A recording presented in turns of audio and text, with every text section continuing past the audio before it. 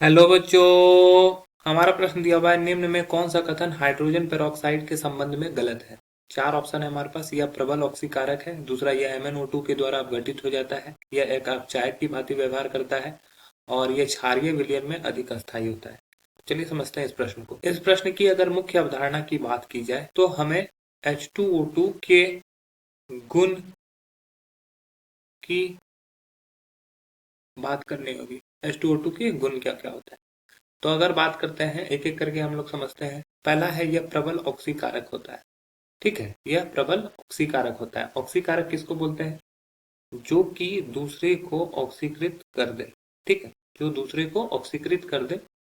तो H2O2 क्या होता है, जब ये अपघटित होता है तो ये क्या होता है, H2O और नवजात ऑक्सीजन बनाता है, जो कि दूसरे को दूसरे को ऑक्सीकृत करते हैं, दूसरे को ऑक्सीकृत करते हैं। अतः यह अच्छा ऑक्सीकारक की भांति कार्य करता है। तो ये स्टेटमेंट सही है, हमें गलत स्टेटमेंट वाला चुनना है। दूसरा है ऑप्शन बी में कि यह MnO2 द्वारा अपघटित हो जाते हैं। जब MnO2 को H2O2 से रिएक्शन कराया जाता है किसी अम्लीय माध्यम में, तो ये रिएक्शन करने के बाद Mn2 plus 2H2O plus O2 में कन्वर्ट हो जाता है।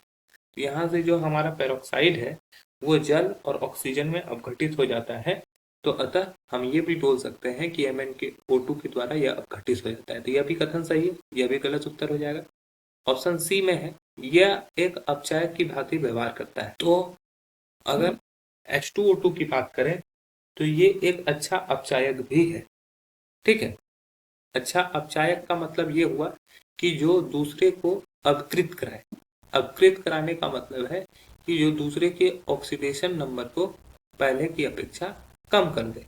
ठीक है, जैसे इसी रिएक्शन में ऑप्शन रिएक्शन बी में देखोगे तो यहाँ Mn का ऑक्सीकरण संख्या +4 है, जबकि यहाँ पे Mn का ऑक्सीकरण संख्या क्या कर रहा है, घट गया। तो यहाँ पे क्या हुआ, अवकरण हुआ, और अवकरण कराने के लिए कौन जिम्मेदार है, ये H2O2 है। H2O2 ही MnO2 को अवकरण कराया।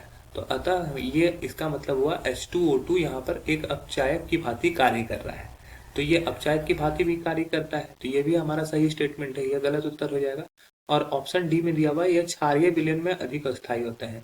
तो चूंकि जो H2O2 होता है अपघटित जब होता है तो वो जल बनाता है और ऑक्सीजन देता है। ठीक है, तो ये क्या होता है कि ये प्रकृति में हल्की अम्लीय होती है, ये हल्की अम्लीय होती है।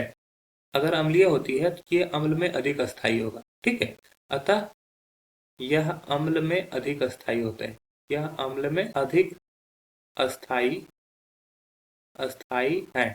ठीक है, यह अम्ल में अधिक अस्थायी होता है। तो ऑप्शन डी जो है हमारा गलत दिया हुआ है, अतः यह हमारा सही उत्तर हो जाएगा। आशा है कि यह प्रश्न आपको समझ में आया होगा। धन्यवाद।